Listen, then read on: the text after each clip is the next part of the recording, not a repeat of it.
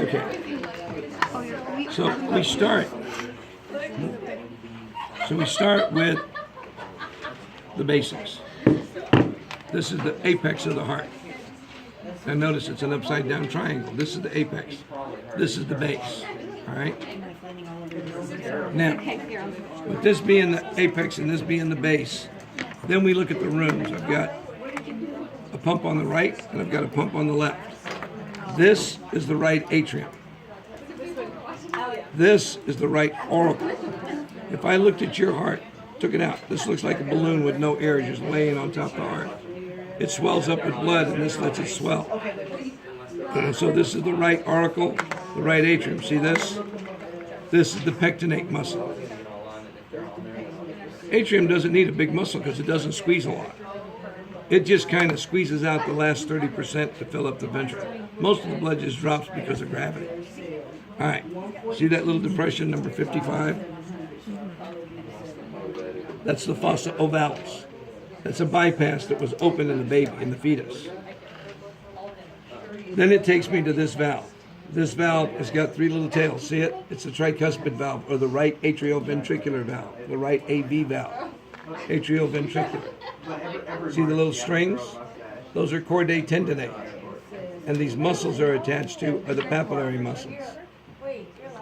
This meat that's all bumpy, that's trabeculae carneae. If I look at the layers, this is pericardium or epicardium.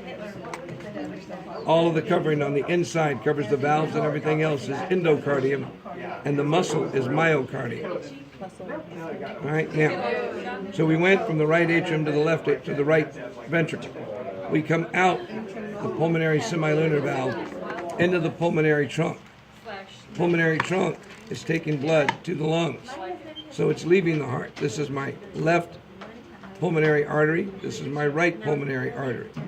Picks up oxygen and comes back. These are my right pulmonary veins and my left pulmonary veins. You can look here. There's the left ones coming in right there. There's the right ones coming in way over here. There's not much in the left atrium. You've got pectinate muscle, okay? And then we go through this valve. And this valve has got two tails. It's called the bicuspid valve. It's called the mitral valve, M-I-T-R-A-L, and it's called the left AV valve, atrioventricular valve. It drops into the left ventricle. It's got chordae tendineae, it's got papillary muscle, and it's got trabeculae. And way back here, way back there, is the aortic semilunar valve. Okay? Now,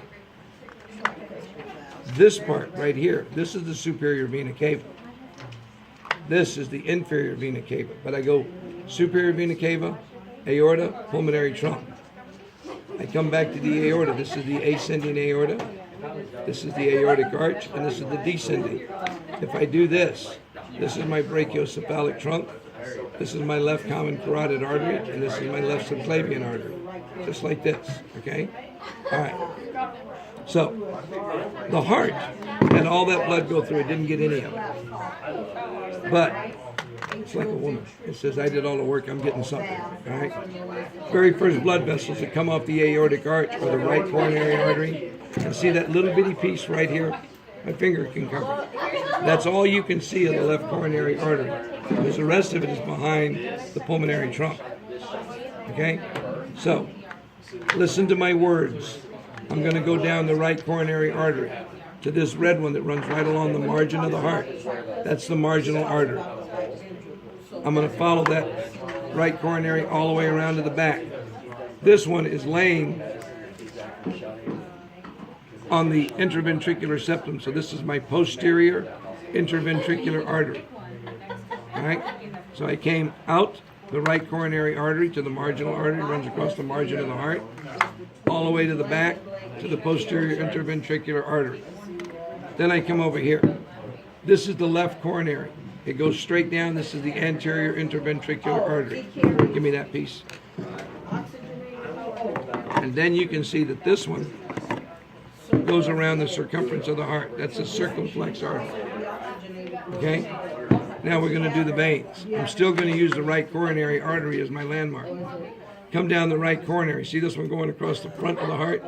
This is my anterior cardiac vein. See this small one underneath the marginal? That's my small cardiac vein. Go all the way around to the back. See this one going down the middle of the back of the heart? That's the middle cardiac vein.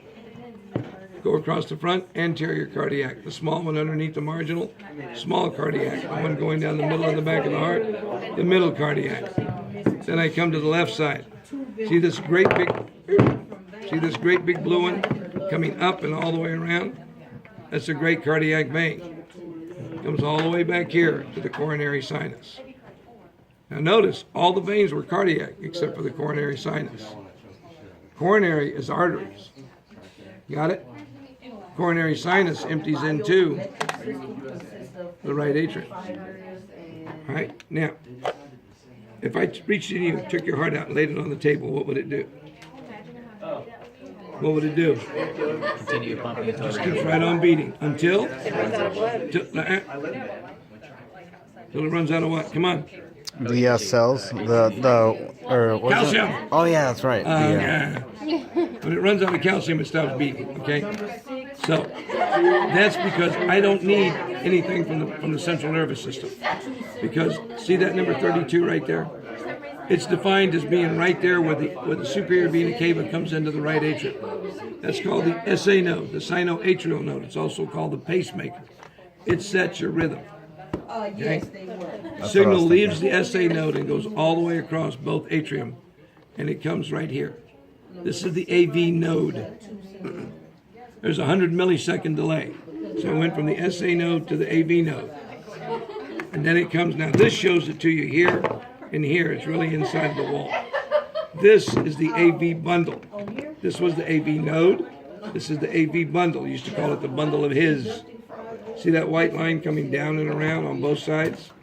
This is my right bundle branch. This is my left bundle branch. And it goes to those little bitty lines. Those little bitty lines are Purkinje fibers. Purkinje.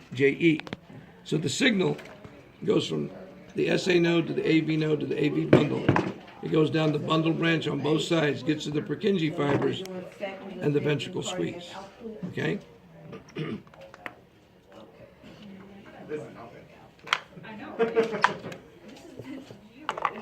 That's it. So, what will happen is you need to work on the big stuff today. The hard part of this is circulation. So, on Thursday, after we go through the lymphatic system and the immune system, I'll take you through this again. Okay? All right, go to work.